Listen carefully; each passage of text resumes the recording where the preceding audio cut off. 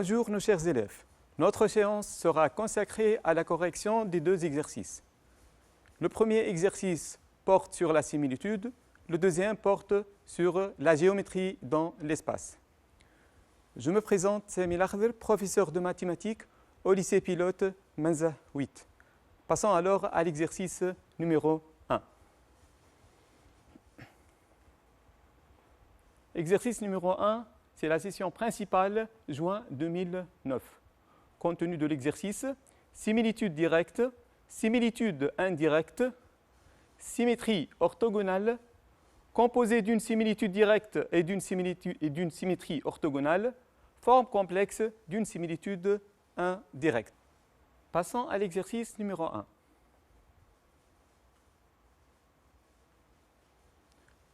On va traiter, dans la partie numéro 1, étudier une similitude directe, connaissant le centre. On va déterminer les deux éléments caractéristiques, c'est-à-dire l'angle et le rapport. Puis, on va trouver quelques images de quelques points. Dans la deuxième partie, on va étudier la forme complexe d'une similitude indirecte. Puis, on va étudier la composée d'une similitude directe et d'une similitude indirecte. Dans le plan orienté, on considère un triangle ABC, isocèle et rectangle en A. La mesure de l'angle orienté ABAC congrue à pi sur 2 modulo de pi. On désigne par I, J, K et L les milieux respectifs des segments AB, BC, AC et JC. Faire une figure, voilà, on a une figure. On a ici I milieu de AB, J milieu de CB, K le milieu de AC et L ici le milieu de JC. On remarque ici que le triangle est un triangle isocèle, rectangle et de sens direct vu que la mesure de l'angle orienté AB et AC congrue à pi sur 2 modulo de pi. Deuxième question. Soit F la similitude directe de centre J qui envoie A sur K, c'est-à-dire l'image de J égale à J et l'image de A égale à K. On veut déterminer alors l'angle et le rapport de F, les deux éléments caractéristiques de F, vu qu'on a le centre. Un petit rappel. Une similitude directe de rapport différent de 1 est parfaitement déterminée par la donnée de son centre, son rapport et son angle. Le centre, le rapport et l'angle d'une similitude directe sont appelés les éléments caractéristiques de cette similitude.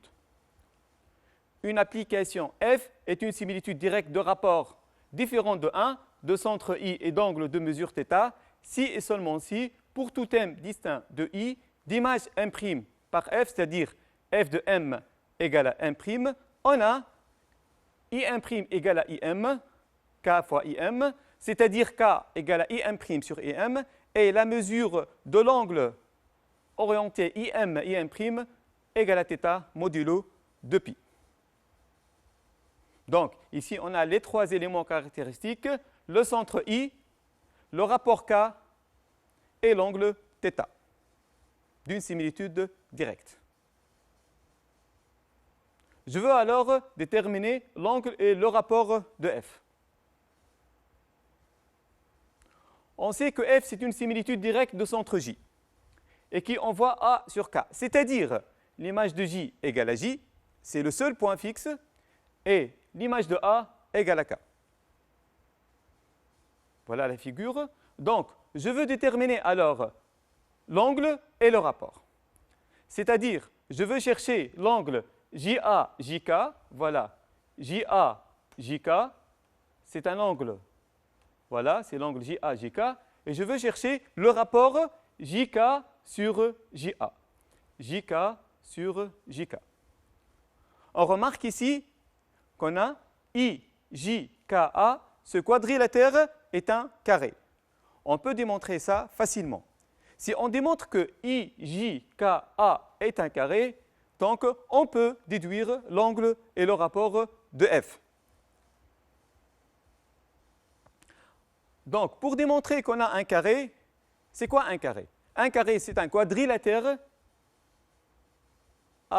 AIJKA est un quadrilatère qui est un parallélogramme et aussi on a deux côtés consécutifs égaux et perpendiculaires. Donc, il suffit de démontrer que IJKA est un parallélogramme qui a deux côtés consécutifs perpendiculaires et de même longueur. On remarque ici que si on a J milieu de BC, K milieu de AC, alors le vecteur KJ égale à 1 demi le vecteur AB. Et puisque I milieu de AB, alors KJ égale à le vecteur AI. Et puisque les points K, J, I, A ne sont pas alignés, alors KJIA est un parallélogramme. En plus, on a la distance AI égale à 1 demi la distance AB, la distance AK égale à 1 demi la distance AC, donc AI égale à AK, vu que le triangle ABC est un triangle isocèle, c'est-à-dire on a AB égale à AC. Et on a aussi l'angle AI-AK est le même, à même mesure que l'angle AB-AC, égal à pi sur 2. On va écrire ça. Voilà.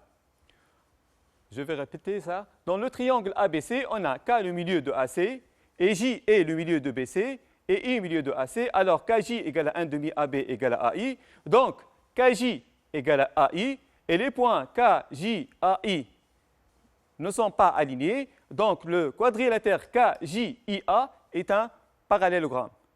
Et puisque AI égale à AK, pourquoi? Parce que AI égale à 1 demi AB, AK égale à 1 demi AC, et ABC isocèle, donc AI égale à AK.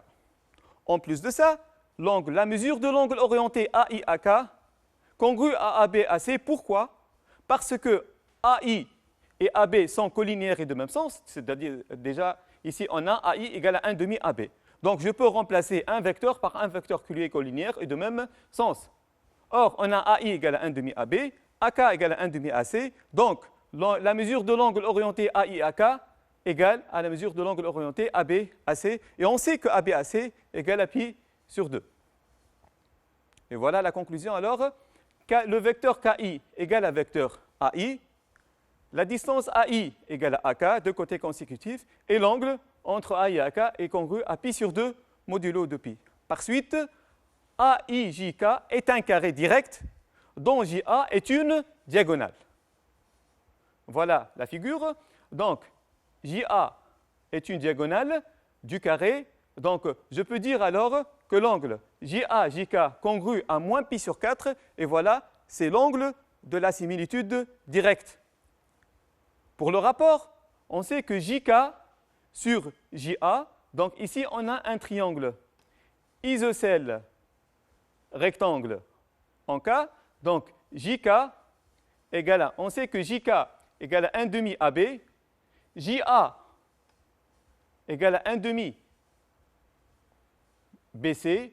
Pourquoi JA égale à 1 demi BC? Parce qu'on sait que JA égale à JC égale à JP, donc JA égale à 1 demi BC, car J est le milieu de BC. Et on a ici, dans un triangle rectangle, si J est le milieu de l'hypoténuse, alors on sait que la distance JA égale à la distance JB égale à la distance JC. Donc JA égale à JC égale à 1 demi BC. Donc 1 demi AB sur 1 demi BC, AB sur BC, et on sait que ABC est un triangle rectangle, donc la distance BC, c'est égal à racine de 2 la distance AB, parce que BC est l'hypoténuse d'un triangle isocèle rectangle en A. Donc AB sur 1, racine de 2 AB égale à racine de 2 sur 2. Donc le rapport de F, c'est racine de 2 sur 2, et l'angle de F, JA, JK, congru à moins pi sur 4. Donc je peux conclure que la similitude directe F a pour centre J, a pour angle moins pi sur 4, et A pour rapport racine de 2 sur 2. Donc les trois éléments caractéristiques de F, on a trouvé les trois éléments caractéristiques de F. Le centre, le rapport et l'angle. Deuxième question. justifier que f de k égale à L. Je veux trouver l'image de k par l'application ou la similitude directe f, c'est-à-dire il faut trouver le rapport entre JL, il suffit de trouver le rapport entre JL et JK. JL sur JK, il faut le trouver égal à racine de 2 sur 2. Et il faut trouver que l'angle entre JK et JL, moins pi sur 4, l'angle de la similitude. Or, F, on sait que F c'est une similitude directe de centre J et d'angle moins pi sur 4. Donc, pour démontrer que l'image de K égale à L, il suffit de chercher le rapport JL sur JK. On sait que JL, voilà le schéma, on sait que JL, c'est le moitié de JC, et on sait que JC égale à 1 demi BC. Donc JL égale à 1 quart de BC. JK égale à 1 demi de AB, on a démontré ça. Donc on a ici 1 quart de BC sur 1 demi de BC nous donne BC sur 2BA. Et on sait que BC, c'est racine de 2 de BA, parce que BC, c'est l'hypoténuse d'un triangle isocèle rectangle en A. Donc, on a ici racine de 2BA sur 2BA égale à racine de 2 sur 2. Il nous reste l'angle. Donc, on sait que JK, JI, congrue à BA, BC. Pourquoi? Parce que JK et BA collinéaires et de même sens. Et JL et BC collinaires et de même sens. Voilà pourquoi JK égale à 1 demi BC, JL égale à 1 quart BC. Donc, on a ici JK, JL congru à BA, BC. Par suite, on sait que BA, BC congru à moins pi sur 4 parce que ABC est un triangle isocèle et rectangle en A. Donc, BA, BC nous donne moins pi sur 4. Donc, on a ici, je répète, F c'est une similitude de centre J. Le rapport JL sur GK égale à racine de 2 sur 2. La mesure de l'angle orienté JK-JL est moins pi sur 4. Par suite, l'image de K égale à L. Voilà. Question. Petit c. Soit H le milieu du segment AJ. Justifiez que F de I égale à H. Donc, avec la même méthode, F, similitude directe de centre J, de rapport racine de 2 sur 2 et d'angle moins pi sur 4. Donc, pour trouver l'image de I égale à H, il suffit de démontrer que le rapport JH sur JI égale à racine de 2 sur 2 et l'angle, la mesure de l'angle géométrique GI-GH est moins pi sur 4. Voilà la figure. Donc, on a JH sur JI, voilà, JH sur JI. On sait que JH égale à 1 demi GA parce que H milieu de AJ. Et JI égale à 1 demi AC. Donc, 1 demi, on va simplifier ça, nous donne JA sur AC. Et JA, on sait que JA égale à 1 demi BC, on a démontré ça, sur AC. Donc, et on sait que BC, c'est racine de 2 AC. BC, c'est racine de 2 AC. Comme ABC est un triangle isocèle rectangle en A et BC l'hypoténuse. Donc, nous donne racine de 2 sur 2 AC sur AC. On va simplifier par AC, nous donne racine de 2 sur 2. Donc, JH sur JI égale à racine de 2 sur 2. Il nous reste la mesure de l'angle orienté JI-JH. Or, JI-JH, JI-JH congru à CA-JA. Pourquoi? Parce que JI et CA sont collinaires et de même sens, et JH et JA sont collinaires aussi de même sens, parce que CA égale à 2JI et JA égale à 2JH. Donc, JI, JH congru à CA, JA. Et on sait que CA, JA congru à AC, AJ. On peut permuter les deux. Donc, CA nous donne AC et JA égale à... on va remplacer CA par moins AC, et JA par moins AJ. Et on peut simplifier moins et moins. Donc, ici, on a AC, AJ, congru à combien alors? Congru à moins pi sur 4 modulo 2pi. Pourquoi? Parce qu'on sait que A, I, J, K est un carré. Donc, AC AJ congru à AK, AJ congru à moins pi sur 4. On a démontré ça. Donc, ainsi, f de i égale à h. Je répète, f, similitude directe de centre J, JH sur JI égale à racine de 2 sur 2. La mesure de l'angle géométrique JI, JH congrue à moins pi sur 4 modulo de pi, alors l'image de I égale à H. Troisièmement, on unit le plan du repère orthonormé direct ABAC. Soit phi l'application du plan dans lui-même qui, à tout point d'affixe Z, associe le point M' d'affixe Z', tel que Z' égale à moins 1 plus I sur 2 Z bar plus 1 plus I sur 2. Je veux démontrer que phi est une similitude indirecte de centre C. On a un théorème, un petit rappel. Donc, le plan complexe P rapporté à un repère orthonormé direct OIJ, soit F, une application du plan dans lui-même, qui à tout point M d'affixe Z associe le point M' d'affixe Z'. L'application F est une similitude indirecte de centre I et de rapport K différent de 1. J'insiste sur K différent de 1. Si et seulement si, il existe deux nombres complexes A et B tels que Z' égale à AZ bar plus B.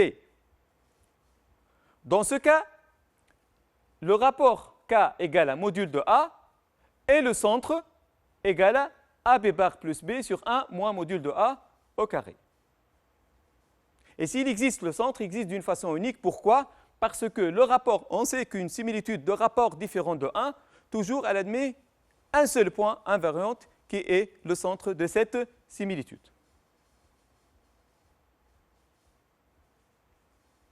Voilà. Donc je veux démontrer que phi est une similitude indirecte. Donc on a ici l'image de M d'affixe Z égale à M' d'affixe Z' telle que Z' égale à moins 1 plus I sur 2 Z bar plus 1 plus I sur 2. L'écriture complexe de phi est de la forme AZ bar plus B avec A égale à moins 1 plus I sur 2 et B égale à 1 plus I sur 2. Et puisque module de A égale à module de moins 1 plus I sur 2 égale à racine de 2 sur 2 différent de 1, donc phi est une similitude indirecte de rapport racine de 2 sur 2. Montrons que C est le centre de phi. Comment on peut démontrer qu'un point est le centre d'une similitude indirecte à l'aide de l'écriture complexe? Comment on peut démontrer ça? On a deux méthodes ici. Première méthode, donc on sait que si Z' égale à AZ bar plus B et module de A différent de 1, alors phi c'est une similitude indirecte de centre I avec l'affixe de I égale à AB bar plus B sur 1 moins module de A au carré. Donc on va chercher l'affixe du centre et on va démontrer que l'affixe du centre égale l'affixe du point C. Or, A égale à moins 1 plus I sur 2, B égale à 1 plus I sur 2, soit I le centre de phi, donc ZI égale à AB bar plus B sur 1 moins module de A au carré. Donc nous donne AB bar, on a 1 plus I fois 1 moins I, Z fois Z bar égale à A carré plus B carré, donc nous donne moins 1 plus 1 plus 1 plus I sur 2, donc nous donne ici I sur 2 sur 1 moins 1 demi, nous donne I sur 2 sur 1 demi, nous donne I donc égal à ZI. Ainsi, C est le centre de phi. Et elle est unique parce que module de K différent de 1. Donc ici, la première méthode, pour déterminer le centre d'une similitude, il suffit de calculer le rapport AB bar plus B sur 1 moins module de A au carré. Donc ZI égale à AB bar plus B sur 1 moins module de A au carré. Donc on a trouvé que ZI égale à ZC, donc C est le centre de phi. Deuxième méthode. Donc pour la deuxième méthode, il suffit de montrer que C est le seul point invariant. Donc ici on sait que ZC égale à I. Posons phi de C égale à C', et il faut trouver que C' égale à C. Tout simplement, on remplace l'affixe de C dans l'écriture complexe. On a alors, si l'image de C égale à C', alors ZC' égale à moins 1 demi 1 plus I ZC bar plus 1 demi fois 1 plus I. Signifie quoi? Signifie que ZC' égale à moins 1 plus I fois 1 plus I, ZC bar égale à moins I, plus 1 demi fois 1 plus I. Signifie que ZC' égale 1 fois moins I, c'est moins I fois moins I, c'est 1. Et voilà, on va trouver 1 demi de I plus I plus I, 2I sur 2 nous donne I. Donc, l'image de C égale à C', d'affixe I, et I c'est l'affixe de C, d'où phi de C égale à C. Donc, C est un point invariant par phi, et quand phi est une similitude indirecte de rapport racine de 2 sur 2 différent de 1, on sait que si le rapport différent de 1, alors nécessairement le centre est unique. Donc, C est l'unique point invariant par phi qui n'est autre que le centre. Donc, on a ici deux méthodes pour démontrer ou pour déterminer le centre de phi. Question B. Donnez l'affixe des points I, K, J et H. On sait que si I milieu de AB, on a l'affixe de I, c'est la somme des affixes sur 2, de même pour K, pour J et pour H. Donc, ZI égale à ZA plus ZB sur 2 égale à 1 demi, ZK égale à ZA plus ZC sur 2 égale à 1 demi I, J milieu de BC alors ZJ, ZB plus ZC sur 2 égale à 1 demi plus 1 demi de I, et si H milieu de AJ alors ZH égale à ZA plus ZJ sur 2 égale à 1 plus I sur 4, donc égale à la forme algébrique, c'est 1 quart plus 1 quart de I. C'est-à-dire la partie réelle 1 quart et la partie imaginaire égale à 1 quart. Voilà la figure. On a I milieu de AB, J milieu de AC, K milieu de AC et I milieu de AB. On veut déterminer phi de I et phi de J. Pour déterminer phi de I à l'aide de la forme complexe de phi, il suffit de remplacer Z par ZI. Alors, on sait que Z' égale à AZ bar plus B. Je remplace Z par ZI. On a alors moins 1 demi fois 1 plus I Z bar I plus 1 demi fois 1 plus I égale, je remplace ZI bar par sa valeur, donc nous donne moins 1 quart 1 plus I plus 1 demi 1 plus I nous donne 1 quart fois 1 plus I. Donc, l'image de I, c'est ZH. Pourquoi? Parce que l'affixe de ZH égale à 1 quart plus 1 quart de I. Donc, phi de I égale à H. De même, je veux déterminer l'image de J. Je remplace l'affixe de J dans la forme complexe de phi. Donc, AB bar plus B, donc moins 1 demi fois 1 plus I, ZJ bar plus 1 demi fois 1 plus I. Je remplace ZJ bar par sa valeur, donc nous donne moins 1 demi fois 1 plus I, et ZJ bar c'est 1 moins I sur 2, plus 1 demi fois 1 plus I. Donc nous donne alors 1 plus I fois 1 moins I nous donne 1 plus 1, 1 demi fois 1 demi nous donne 1 quart, donc moins 1 quart fois 2, plus 1 demi fois 1 plus I, nous donne combien? Nous donne moins 1 demi plus 1 demi plus 1 demi de I égale à combien? ZK. Donc, l'image de J égale à ZK. Conclusion, l'image du point I est le point H, l'image du point J, c'est le point K. Par la similitude indirecte phi. Question B, déduire alors que phi égale à F rang SIK. Où F, c'est la similitude définie dans la partie 2, on sait que F est une similitude directe. Et on sait que la symétrie orthogonale est une similitude indirecte de rapport 1. Et on sait encore que la composée d'une similitude directe et d'une similitude indirecte est une similitude indirecte. Or, on a phi est une similitude indirecte, F rang SIK est une similitude indirecte, il suffit que phi et F rang SIK coïncident en deux points distincts pour conclure que phi égale à F rang SIK. Voilà. On répète alors. SIK est un antidéplacement, alors c'est une similitude indirecte. Par suite, f rang SIK est une similitude indirecte comme composée d'une similitude directe et d'une similitude indirecte. Donc, phi et f rang SIK de même nature. Les deux sont deux similitudes indirectes. En plus, on sait que l'image de I par f rang SIK, SIK de I nous donne I parce que I appartient à IK. Donc, f de SI de I nous donne f de I, et on sait que f de I égale à H.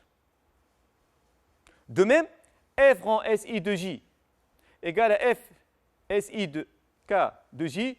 On sait que SIK de J égale à f de A. Donc, SIK de J égale à A, et f de A nous donne égal à K.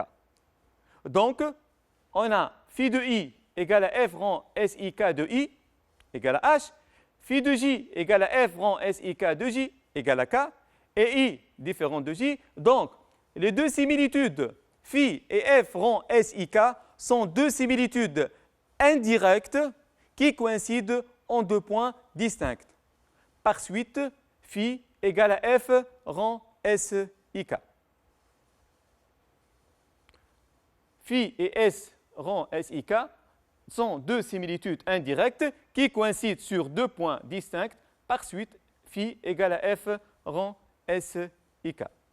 Donc, on a trouvé que les deux similitudes coïncident partout. Phi est une similitude indirecte égale f rang SIK parce que phi et f rang SIK coïncident en deux points distincts. Question 4. Soit delta l'axe de la similitude indirecte. Tracé delta. Un petit rappel. On a la propriété suivante. Soit f une similitude indirecte de centre I, de rapport K différent de 1, d'axe D, si U un vecteur directeur de D, alors la mesure de l'angle orienté U et M' congrue à moins U et M modulo de pi, c'est-à-dire alors que delta, l'axe d'une similitude indirecte, c'est la droite qui porte la bisectrice intérieure de l'angle géométrique MI, M'. Donc, ici, la propriété, donc delta, l'axe d'une similitude, c'est la droite qui porte la bisectrice intérieure de l'angle géométrique IM et M'. Maintenant, on va déterminer l'axe de notre similitude. On a ici phi, similitude, est une similitude indirecte d'axe delta et de centre C, qui envoie I en H et J en K. Donc, il suffit d'utiliser l'image de I en H ou l'image de J en K. Et on sait que c'est le centre. Donc, d'après la propriété, delta est la droite qui porte la bisectrice intérieure de l'angle géométrique CI, CH, ou encore CJ, CK. Et voilà la figure. Voilà, on a ici delta, la bisectrice intérieure de CI, CH, ou encore CK, CI, CH, ou CK, CL. Voilà, CK, CJ, delta la bisectrice de CH, CI et CK, CJ. D'où la construction de la droite delta. Petit b, la droite delta coupe les droites IK et IHL respectivement en P et Q. Montrez que l'image de P égale à l'image de P par F égale à l'image de P par phi. Et en déduire que l'image de P égale à Q. Voilà la figure. Donc ici, on a delta coupe IK en P et HL en Q. Je veux démontrer que l'image de P égale à F de P. On sait que P appartient à la droite IK. P appartient à la droite IK. Donc, SIK de P, c'est P. Parce que chaque point qui se trouve sur la droite IK, c'est un point invariant par SIK. IK, c'est l'axe de la symétrie orthogonale SIK. Donc, chaque point qui se trouve sur la droite IK est un point invariant. Donc, on a P appartient à IK, donc l'image de P égale à P. D'où phi de P. On sait que phi égale à F rang SIK, d'après la question petit a. Donc, phi de P égale à F rond SIK de P. Et on sait que SIK de P égale à P. Par suite, phi de P nous donne F SIK de P égale à P, donc égale à F de P. Donc, phi de P égale à F de P. Je répète, je veux démontrer que l'image de P par phi égale à l'image de P par F. On sait que F de P égale à F de phi de P égale à SF rond SIK de P. SIK de P égale à P car P appartient à la droite IK. Donc phi de P égale à F SIK de P égale à P, donc égale à F de P. Donc phi de P égale à P. Maintenant, on veut démontrer que l'image de P égale à Q. Deuxième question, montrer que l'image de P égale à Q. On sait que P appartient à IK. Alors l'image de P appartient à l'image de IK. On sait que F de IK égale à LH. Donc, phi de P appartient à LH. Je répète, P appartient à IK, alors l'image de P appartient à F de IK. Et on sait que F de IK égale à LH, d'après la première partie. Donc, F de P appartient à LH, par suite, phi de P appartient à LH, car F de P égale à phi de P. Or, P appartient à delta, et delta l'axe de phi, d'où phi de P appartient à phi de delta. Et on sait que l'axe d'une similitude indirecte est invariant et globalement invariant par la similitude indirecte. Si delta est l'axe de phi, alors l'image de delta, c'est delta. Parce que delta est globalement invariant par l'application phi, vu que delta est l'axe de phi, et phi, c'est la symétrie, c'est la similitude indirecte. Donc, je répète, on sait que P appartient à delta, donc l'image de P appartient à l'image de delta, et l'image de delta égale à delta, donc phi de P appartient à delta. On sait alors que phi de P appartient à LH, et phi de P appartient à delta, donc phi de P appartient à l'intersection de LH et delta. Et on sait que LH et delta, voilà, LH et delta, c'est le point Q, qui est en rouge ici, donc phi de P égale à Q. Donc, je répète, on sait que f de P égale à phi de P. Et on a P appartient à IK. P appartient à la droite IK. Donc, f de P appartient à f de IK. Et on sait, d'après la première partie, f de IK égale à LH. Donc, f de P appartient à LH. Et on sait que f de P égale à phi de P. Donc, phi de P appartient à LH. Phi de P, c'est un point, donc il faut trouver l'intersection des deux droites. Donc, P appartient à delta, et delta l'axe de phi, d'où phi de P appartient à phi de delta. Et delta est globalement invariant par phi, parce que delta est l'axe de phi, et phi c'est une similitude indirecte. Donc, phi de P appartient à delta, donc phi de P appartient à l'intersection de LH et delta. Or, d'après la figure, on a phi de P appartient à delta inter LH, delta inter H, c'est le point Q. Par suite, l'image de P égale à Q. Passons alors à l'exercice numéro 2. Contenu, on a ici produit vectoriel dans l'espace. C'est un extrait de Bac 2014, c'est un exercice sur les géométries dans l'espace. Donc, le contenu de cet exercice, le produit vectoriel dans l'espace, équation d'un plan dans l'espace, position de deux plans, équation d'une sphère, position d'un plan et d'une sphère, translation dans l'espace.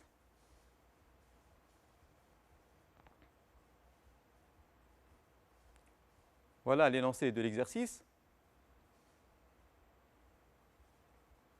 Voilà la figure. Donc ici, on a un cube. Donc l'espace muni d'un repère orthonormé direct AI, JK. A, B, C, D, E, F, G, le cube, tel que AB égale à 6I, AD égale à 6J, AE égale à 6K. Donc, on va étudier la position entre les plans E, B, G et le plan A, H, C dans la première partie. Pour la deuxième partie, on va étudier l'équation d'une sphère et la position relative entre la sphère et les deux plans P et Q. Puis, on va chercher ou on va déterminer l'image d'une sphère et l'image de l'intersection de la sphère avec les plans P et Q. Question numéro 1. Déterminer les composants du vecteur, le produit vectoriel AB, AC, AH. Donc, déterminer les composants du vecteur AC, AH. Produit vectoriel AC, AH. Rappel, l'ensemble W des vecteurs de l'espace est muni d'une base orthonormée directe IJK. Si les composants de U, A, B, C et le composant de V, A', B', C', alors le produit vectoriel UV est le vecteur, voilà, BC' moins CB' fois I, moins AC' moins CA' fois J, plus AB' moins BA' fois K.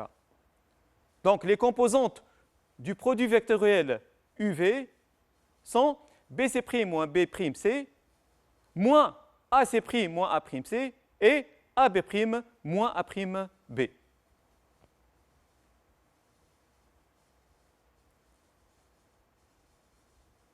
On sait que ABCD est un carré. Donc, le vecteur AC égale à le vecteur AB plus le vecteur AD. Je veux calculer le produit vectoriel AC et AH. Donc, il faut chercher ou il faut déterminer les composantes des vecteurs AC et AH. On a ABCD, EFGH est une cube. Donc ABCD est un carré dont AC égale à AB plus AD, signifie que AC égale à 6I plus 6J. Parce que AB égale à 6I, AD égale à 6J. ADHE est un carré, donc le vecteur AH égale AD plus AE. On sait que AD égale à 6J et AE égale à 6K. Donc les composantes du vecteur AC sont 6, 6, 0 et les composantes du vecteur AH 0, 6, 6. Donc le produit vectoriel égal à V, donc nous donne 6 fois 6, 36 moins 0 nous donne 36. 6 fois 6, 36 moins 0 nous donne 36, j'ajoute signe moins. Puis 6 fois 6, 36 moins 0 nous donne 36.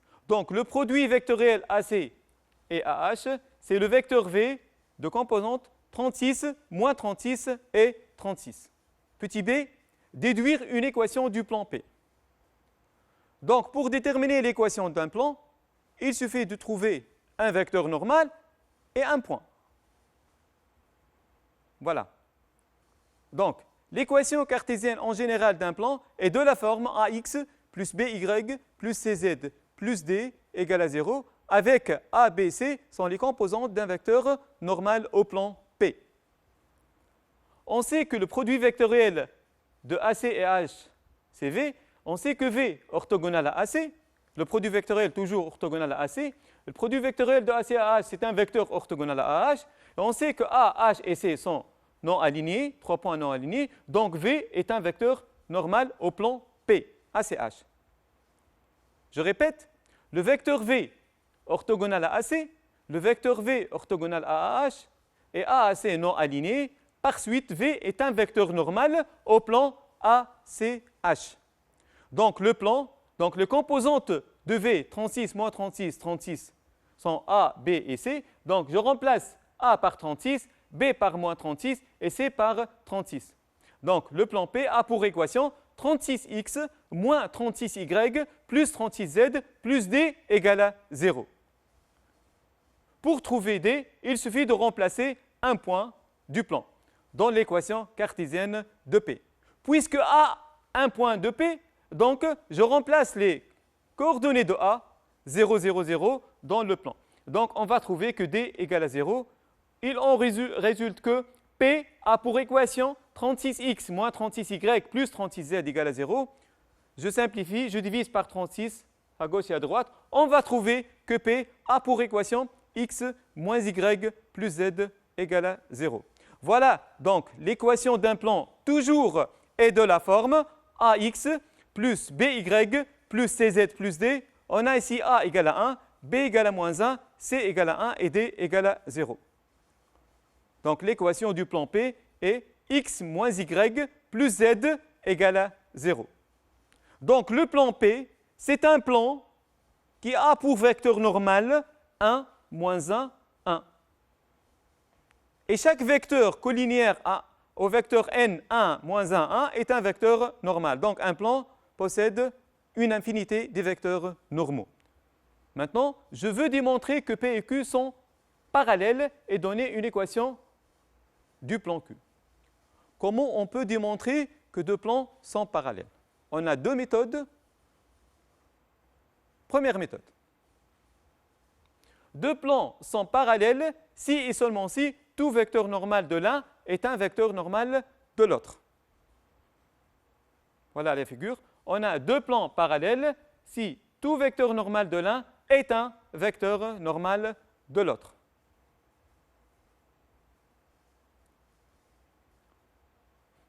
Donc, on va utiliser cette méthode. Première méthode, on pose Q égale à EGB.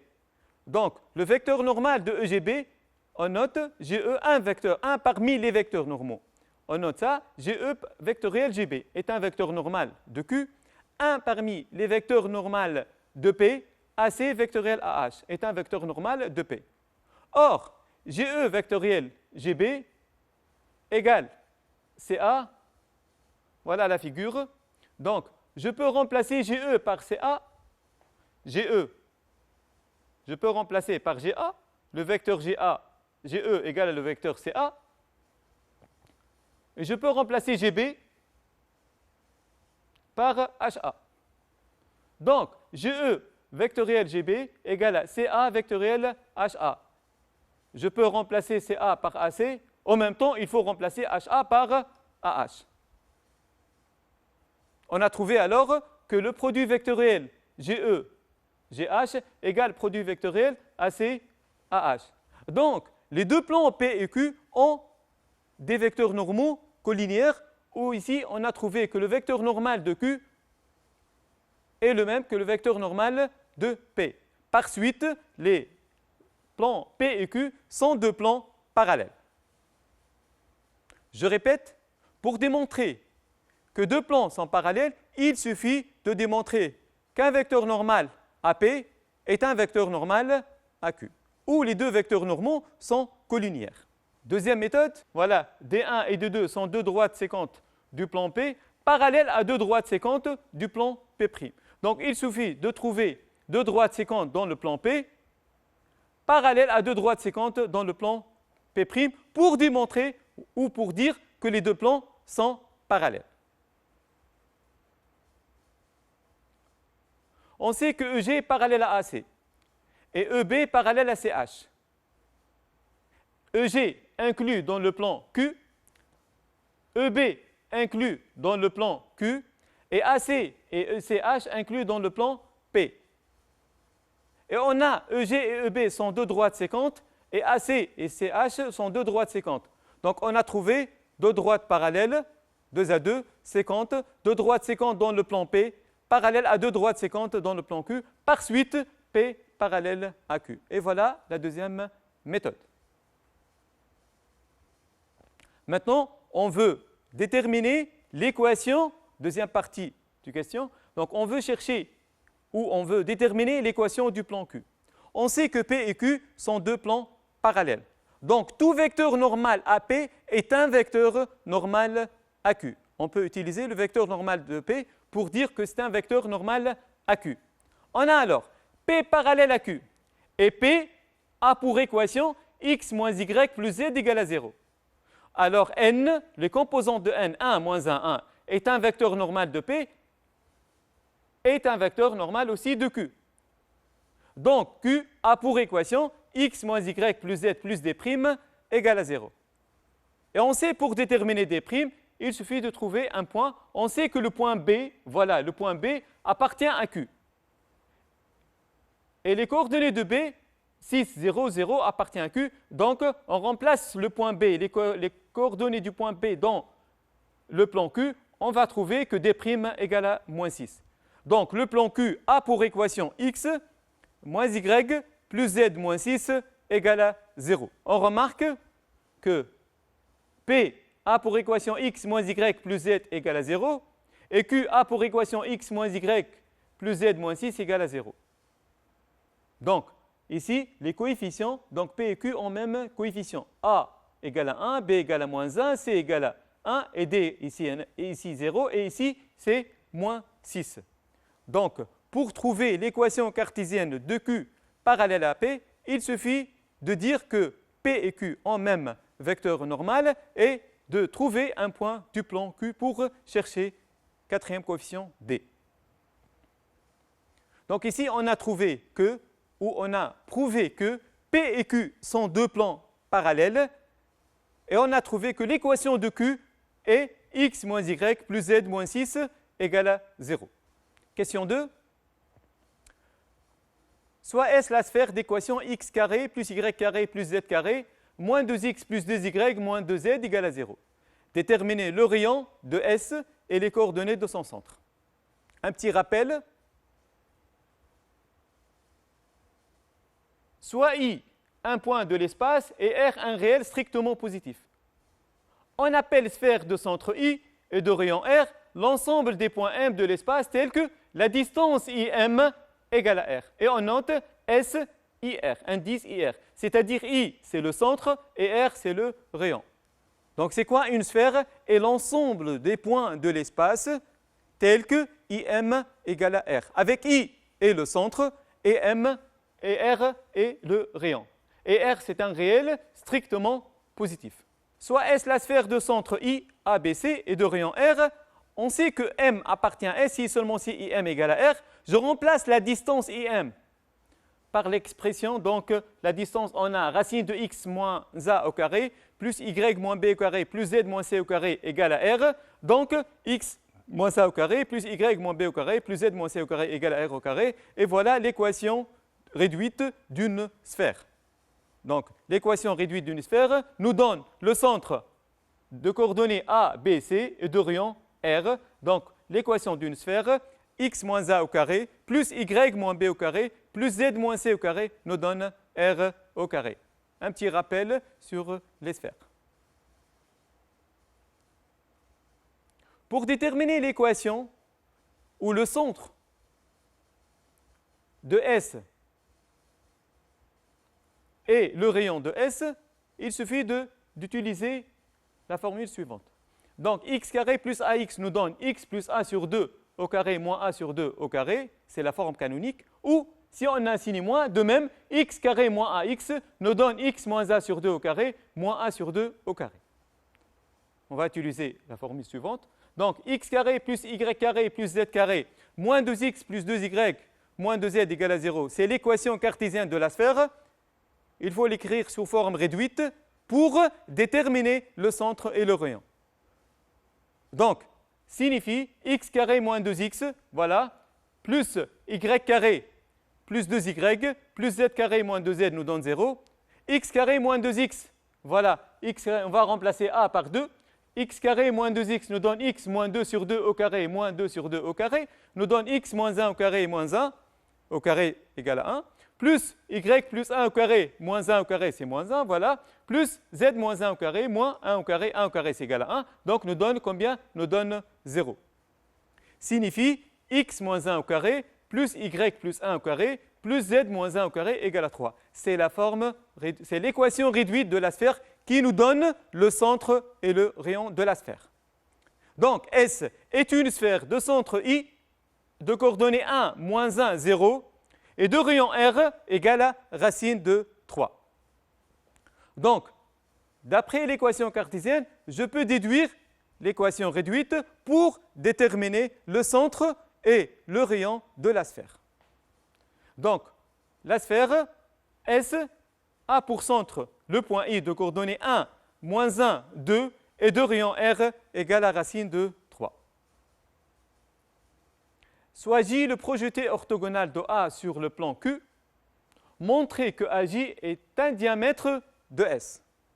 Donc soit J le projeté orthogonal de A sur Q. C'est-à-dire ici, on a le projeté orthogonal d'un point sur un plan. On va trouver les coordonnées du point J, puis on peut démontrer alors facilement que AJ est le diamètre de S. Pour démontrer que AJ est le diamètre de S, il suffit de démontrer que la distance AJ égale à 2 fois le rayon et les deux points A et J appartiennent à S. Donc, il suffit de déterminer les coordonnées du point J. Donc, ici, on a soit J le projeté orthogonal de A sur Q. Alors, J, voilà la figure. Donc, on a J le projeté orthogonal de A sur Q. Donc, J appartient à delta inter Q. Voilà, J appartient à delta inter Q. Avec delta, c'est quoi? La perpendiculaire à Q est passant par A. Donc, delta, la droite qui passe par A est perpendiculaire à Q. Donc, J est un point de delta et J est un point de Q. Donc, J appartient à l'intersection du plan Q et de la droite qui passe par A et de vecteur directeur N. Pourquoi N est un vecteur directeur de delta? Parce que delta est une droite perpendiculaire au plan Q. Et N est un vecteur normal à Q. Donc, delta perpendiculaire à Q et N est un vecteur normal à Q, alors N est un vecteur directeur à la droite delta. Par suite, J est l'intersection de la droite delta avec le plan Q. Donc, on va utiliser l'intersection pour trouver X, Y et Z. Donc, signifie J appartient à Q et J appartient à delta. Donc, J appartient à l'intersection de Q et delta, c'est-à-dire J appartient à Q et J appartient à delta. Donc, J vérifie l'équation de Q et J vérifie l'équation de la droite qui passe par A et de vecteur directeur 1, moins 1, 1. Donc, la droite qui passe par A et de vecteur directeur 1, moins 1, 1 a pour représentation paramétrique x égale à alpha, y égale à moins alpha et z égale à alpha. Signifie, je remplace x, y et z par ces valeurs, donc on va trouver x, on va remplacer x par alpha, y par moins alpha et z par alpha. On va trouver que 3 alpha moins 6 égale à 0, c'est-à-dire alpha égale à 2.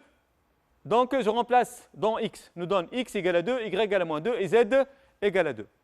Donc ici, on a trouvé que le point J est un point et le point d'intersection de la droite delta avec le plan Q. Donc, l'intersection de la droite delta avec le plan Q, donc on sait que la droite delta a pour représentation paramétrique x égale à alpha, y égale à moins alpha, z égale à alpha.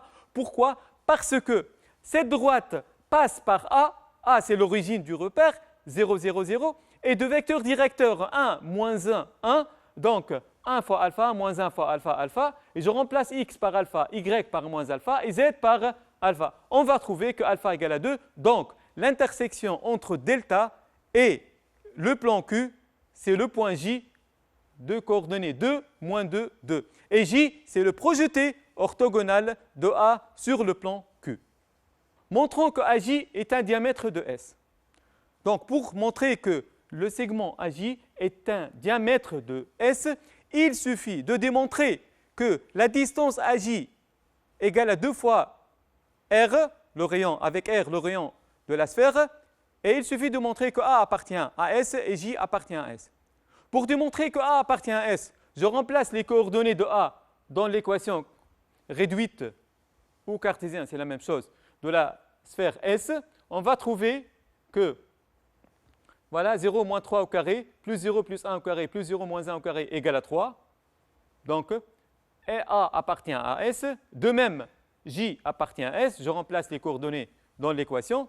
En plus, on sait que la distance AJ, c'est racine carrée de 2 moins 0 au carré, moins 2 moins 0 au carré, plus 2 moins 0 au carré, nous donne racine de 2 au carré, plus 2 au carré, plus 2 au carré, nous donne racine de 12 égale à 2 racine de 3. Et on sait que le rayon de la sphère égale à racine de 3. Donc, on a trouvé que A appartient à la sphère, J appartient à la sphère, et la distance AJ égale 2 fois le rayon. Par suite, AJ est un diamètre de S. Donc AJ est un diamètre de S et J le projeté orthogonal de A sur Q. Donc on a trouvé les coordonnées de J, puis on a démontré que AJ, le segment AJ, est un diamètre de S. Il suffit de démontrer que AJ égale à 2 fois rayon de S et A appartient à S et J appartient à S. Montrer que S est tangente à chacune des deux plans. Donc, pour démontrer qu'une sphère tangente à un plan, qu'est-ce qu'il faut faire? Qu'est-ce qu'il faut démontrer? Donc, pour démontrer qu'une sphère tangente à un plan, il suffit que la distance entre le centre de la sphère et le plan égale au rayon. Donc, il suffit ici de démontrer que la distance entre I, le centre de la sphère, et le plan P égale au rayon, et la distance entre I, le centre de la sphère, et le plan Q, de même égale à R. On a ici P parallèle à Q. J est le projeté orthogonal de A sur Q. A appartient à P. Voilà la figure. Donc, on a P parallèle à Q, P parallèle à Q, J, le projeté orthogonal de A sur Q, A appartient à P, et J appartient à Q. Et on sait que I milieu de AJ. Pourquoi I milieu de AJ? Parce que AJ est le diamètre de S. Donc J est le diamètre de S.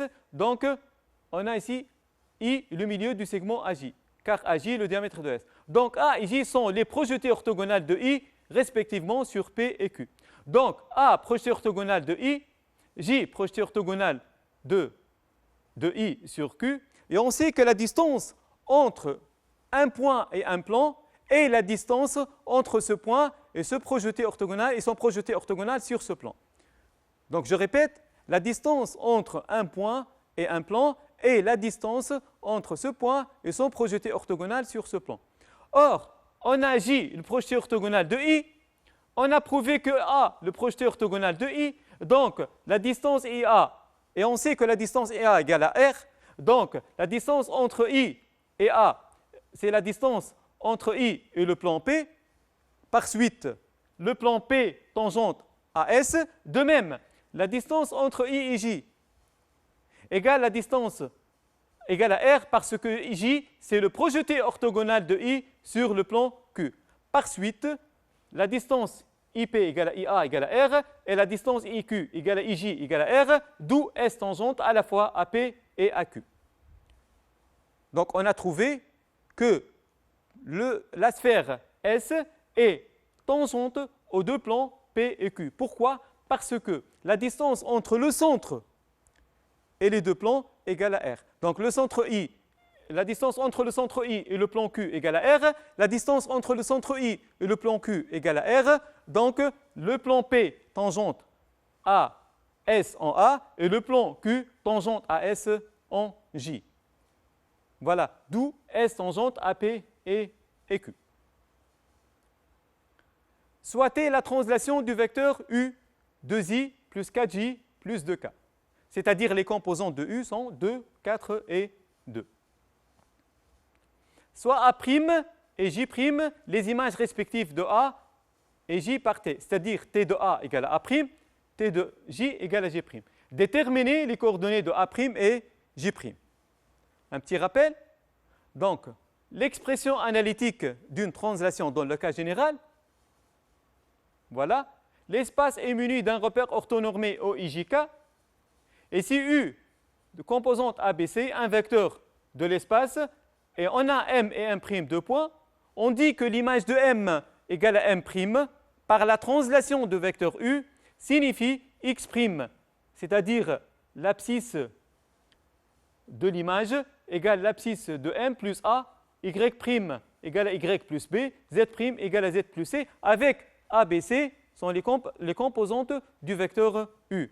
Donc l'image d'un point M de coordonnées X, Y, Z égale à un point M' de coordonnées x', y', z', avec la translation T de U de composante ABC, on a x' égale à x plus a, y' égale à y plus b et z' égale à z plus c. Voilà. Donc, l'expression analytique de la translation T du vecteur U 2i plus 4i plus 2k est, voilà, on a ici x', y', z' égale à x, y, z, x plus 2. 2, voilà, donc x plus 2, y plus 4, z plus 2. 2, 4, 2 sont les composantes du vecteur U.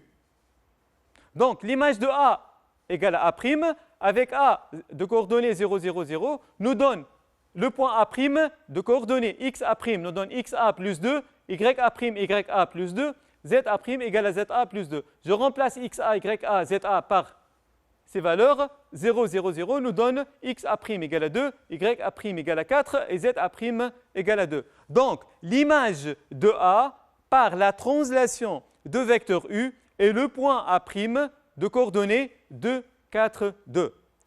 Donc, on a trouvé alors l'image, les coordonnées de A', image de A, par la translation de vecteur U.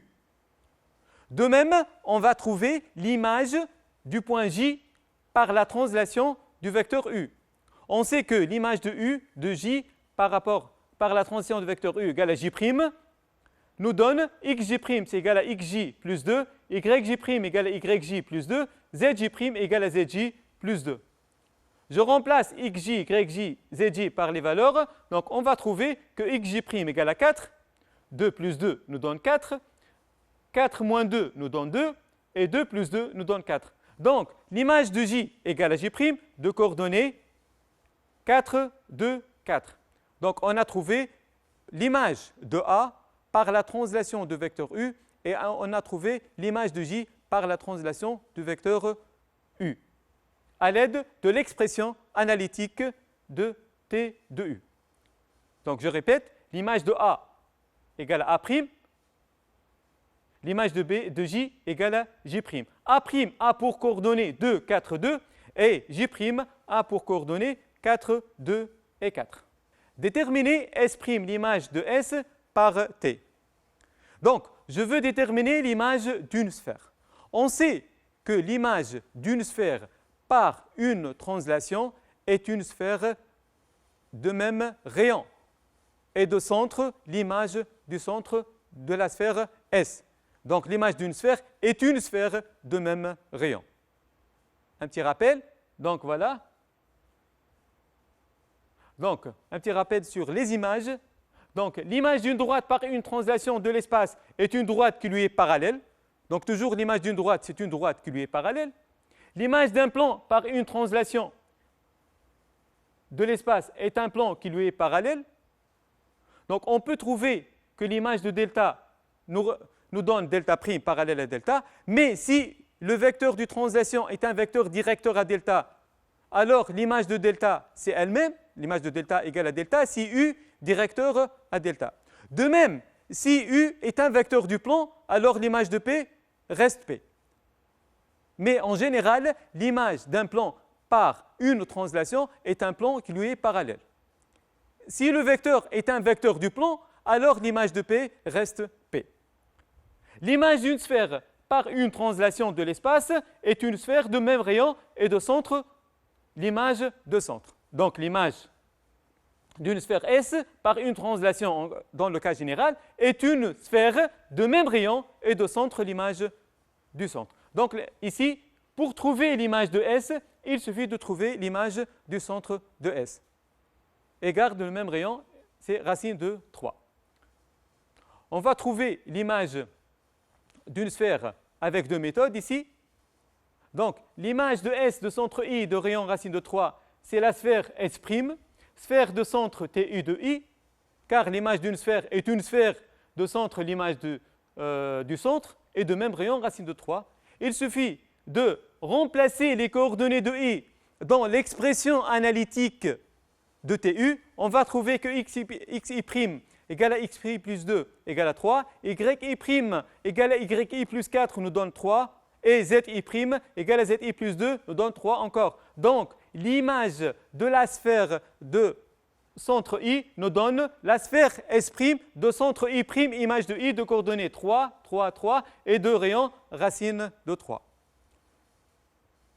Donc, l'image de S de centre I et de rayon racine 3, c'est la sphère de centre I' de coordonnées 3, 3, 3 et de rayon racine de 3.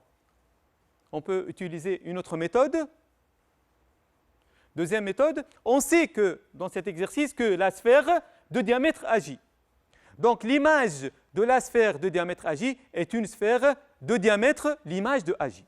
Donc la sphère S de diamètre AJ, donc son image S' par T et la sphère de diamètre, l'image de AJ. On sait que l'image de A égale à A', on a trouvé ses coordonnées, et l'image de J égale à G'. Donc l'image de la sphère de diamètre AJ, c'est une sphère de diamètre A'G', ou encore l'image de la sphère de centre I de rayon racine de 3, c'est la sphère de centre I' et de rayon racine de 3. Donc on a trouvé deux méthodes pour déterminer notre sphère, l'image de la sphère S. Donc montrer que S' est tangente aux deux plans P et Q et déterminer leur point de contact. On remarque que U scalaire n égale à 0. N, U, c'est le vecteur de translation, et N, le vecteur normal du plan. Donc, le produit scalaire égal à 0 nous donne que U et N sont deux vecteurs orthogonaux. Par suite, U et N sont vecteurs par suite, donc N est un vecteur normal à P et Q, alors U, c'est un vecteur du plan P. Je répète alors. Donc, on a ici U et N sont deux vecteurs orthogonaux. Et puisque N est un vecteur normal à P et Q, on sait que N c'est un vecteur normal à P et Q, alors U c'est un vecteur du plan P et Q.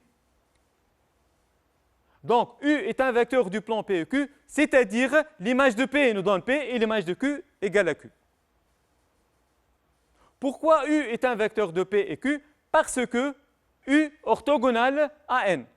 Comment on a démontré que U orthogonal à N avec N, vecteur normal à P et Q? Il suffit de calculer le produit scalaire. On sait que si le produit scalaire entre deux vecteurs égale à 0, alors ces deux vecteurs sont orthogonaux. Par suite, le vecteur U est un vecteur du plan P et est un vecteur du plan Q. Et on sait que si U est un vecteur du plan P, alors l'image de P égale à P. Et si U est un vecteur du plan Q, alors l'image de Q égale à Q par la translation.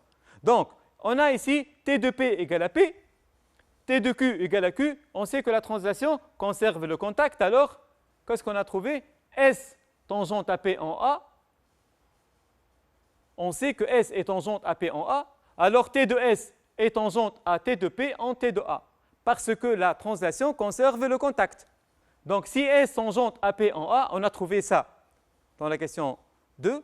Donc, l'image de S est tangente à l'image de P en T de A.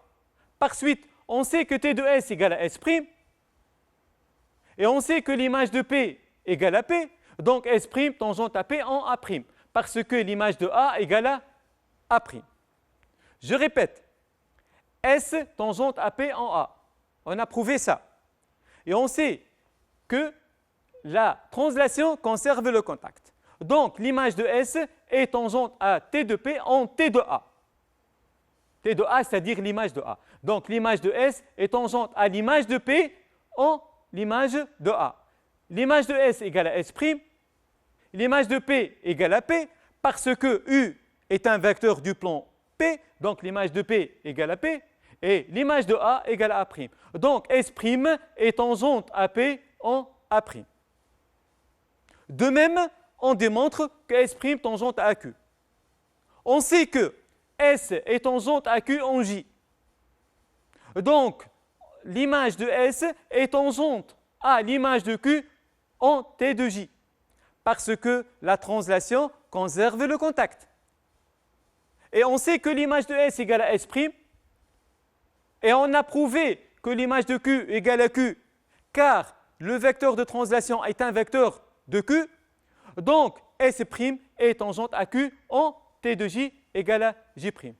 Donc on a prouvé que la sphère S' est tangente à P en A' et S' est tangente à Q en J'. Merci pour votre attention.